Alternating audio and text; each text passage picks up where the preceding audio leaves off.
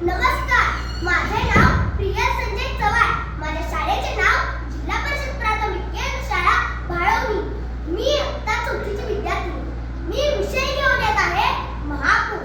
पावसाने नुसतं थैमान घातलं होतं. नदीला महापूर आला होता.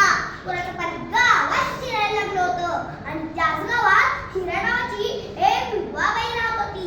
पदरातून पोरं त्यात तिला एक तानं बाळ.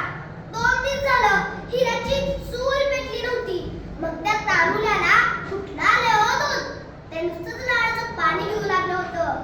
पडत्या पावसाकडे बघत हिराच्या मनात विचार आला की 8 दिवसापूर्वी आपल्या भावाचा सांगा आला होता. अक्का, मला लय बरं नाही, मला बघायला ये. आपला भाऊ खालच्या गावात आहे. 2 वक्ताचं नाही, पण एखाद्या वक्ताचं खायला मिळलं तर चालेल. तिचा निर्णय पक्का झाला. हिरा पडत्या पावसात माहेर निघाली. हिराचं माहेर भक्ताच्या वाड्याच्या पलीकडे होतं. ती काठावर येऊन पोचली. आई, या पाण्यातून कसं जायचं ग? तिच्या गुडघ्याएवढं पाणी आणि पोराच्या कमरेपर्यंत पाणी लागत होतं. पुराच्या पाण्यातून त्या पलीकडच्या काठावर आली. आता हिरा माहेरच्या गावात आली. वडाला वळसा घालून ती पुढे गेली आणि भावाच्या दारात उभी राहिली. हिराचा ऐकून नुसताच जेवला होता. तोंडात पाणी लागलं होतं. बहिणी एखाद्या दिसली तसा बायकोला म्हणाला, अगं ये, अक्का आली, ये अक्का, बस. भावाने तोंड भरून स्वागत केले. एवढ्या पावसात कसा नसावं दिवाणसा? दादाला बरं नाही म्हणून सांगावा मिळाला होता. आत्म्याला चैन पडलं नाही म्हणून आलो. आवा दिवाणसा, त्या गोष्टीला तर 8 दिवस झाले की. यायचंच होतं तर 8 दिवसामध्ये का नाही असं हो? यायचंच होतं वहिनी, राहूनच गेलं मग. बसा बोलत, चहा करते. इकडे घर पावसाचं बोल लागलं. काय सांगू दादा, पावसानं दैना दान केले. पाव जन्माचा वैरी झालाय बघ. शेतात पीक राहिलं नाही.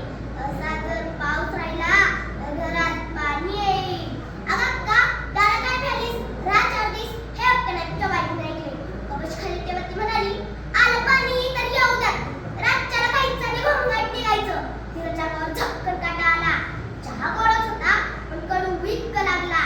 तुझ्या बायकोने ऐकून आज बोलावलं आणि म्हणाली, म्हणजे बहिणीचं मला एवढी गडबड आणि बहिणीला तुमची किती कळत आहे हो?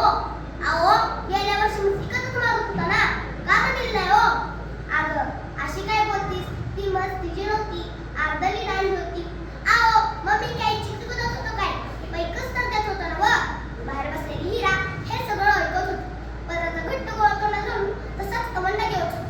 आई बापाच्या माघारी भावाच्या दारावर तिला पण चूक केली असं तिला वाटत होतं. पुरावर दगड घेऊन नायकू बाहेर आला आणि हिराला म्हणाला, अक्का, का ग बोललास? तुला आठवतंय का ग? भक्ताच्या वडावर मी वाहून जात होतो तेव्हा नाही का मग तुम्हाला वाचवलंस? तेव्हा तुम्हाला वाचवलं नसतं तर माझं काय झालं असतं ग? अरे दादा, कशाला मागच्या गोष्टी करतोयस? मला गेलं पाहिजे, घरात पाणी येईल. नाही कुणा काय बोलावं ते कळेना. त्याने खिशात हात घातला, 5 रुपयाची नोट काढली आणि पडदिशी तिच्या हातात दिली.